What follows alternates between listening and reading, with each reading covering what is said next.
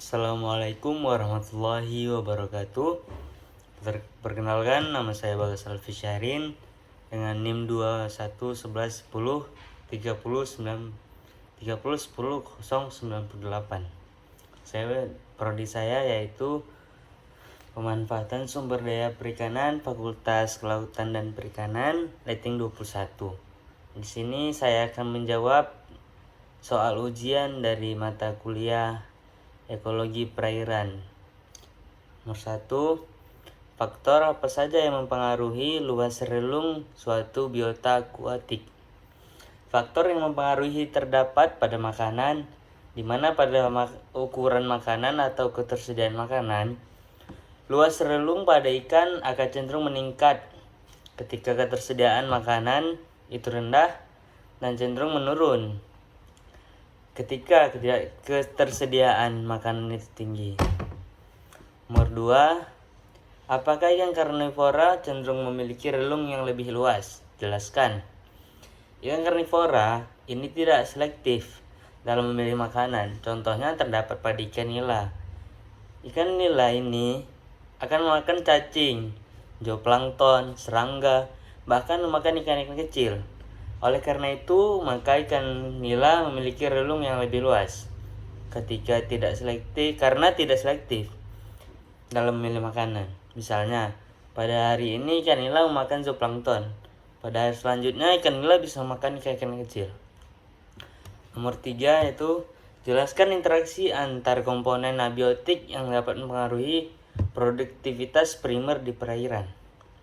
Faktor-faktor yang mempengaruhi produktivitas primer di perairan ada seperti faktor biotik, cahaya, salinitas, suhu, dan nutrien. Cahaya berperan penting dalam proses fotosintesis dan juga untuk mempertahankan suhu dan siklus hidrologi.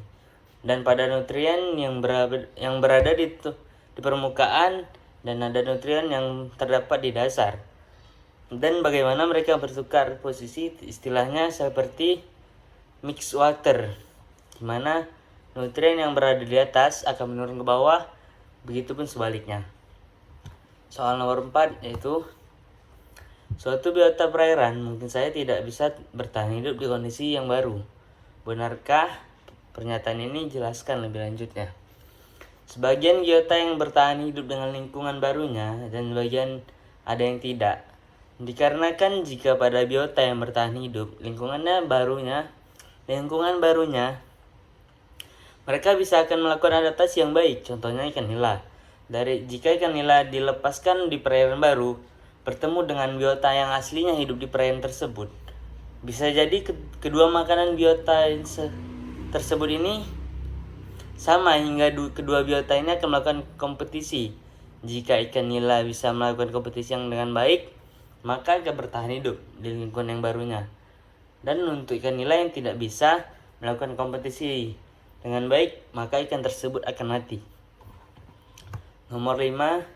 Jelaskan contoh kasus pemanfaatan bentos sebagai bioindikator perairan. Pemanfaatan bentos di perairan untuk mengetahui kualitas perairan tersebut dan juga dapat memberikan gambaran kondisi perairan dengan lebih tepat. Sekian dari saya. Maaf jika ada kesalahan kata dan perbuatan. Lebih dan kurang saya mohon maaf. Wabillahi taufiq wal hidayah. Wassalamualaikum warahmatullahi wabarakatuh.